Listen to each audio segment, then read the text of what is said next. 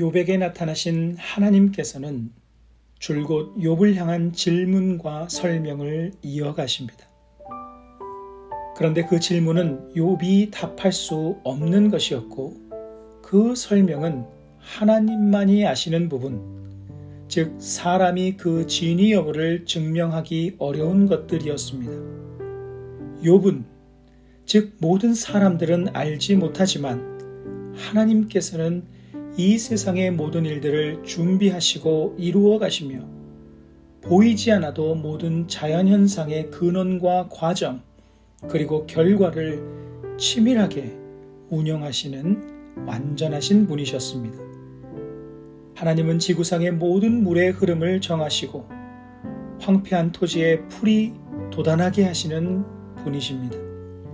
뿐만 아니라 지구 밖의 모든 행성들을 운영하시고 별자리를 그 시기에 맞게 주관하시는 우주의 주관자이십니다.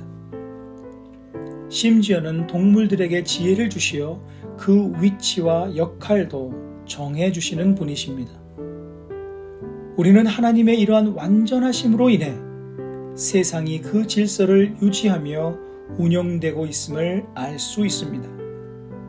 사계절도 하나님의 완전하신 통치의 결과요. 우리가 호흡하는 산소도 주님의 완전한 돌보심이요. 온 우주의 안정성도 하나님의 완전하신 능력으로 인함입니다. 동물들에게 적절한 지혜를 주심도 이 세계의 생태계를 균형 있게 유지하시려는 하나님의 완전한 통치의 한 모습입니다. 그러고 보면 모든 만물은 하나님의 완전하심에 온전하게 순종하고 있음을 알 수 있습니다. 천둥도 번개도 모든 물의 흐름도 온 우주도 동물들까지 하나님의 완전하심에 순종하고 있습니다. 유일하게 하나님의 완전하심에 온전히 순종하지 않는 이들이 바로 사람입니다. 심지어 사람들은 하나님의 완전하심을 신뢰하지도 않습니다. 만물이 인정하고 순종하는 하나님의 완전하신 통치를 그분의 형상으로 지음받은 존귀함을 부여받은 인간이 인정하지 못하는 것이, 아니 인정하지 않는 것이 현실적인 모습입니다. 생태계를 파괴하는 것도 인간입니다. 하나님께서는 일전에 욥이 하나님께서 세상을 혼돈과 무질서로 놓아두신다 했던 주장을 조목조목 반박하셨습니다. 하나님께서 보시는 욥의 모습은 욥 자신이 완전함을 가진 사람이고 하나님은 불완전한 신이라 주장하고 있는 듯한 모습이었습니다. 욥이 이 세상의 주이고 하나님께서는 그 욥에게 맞추어 주어야 하는 종이었습니다.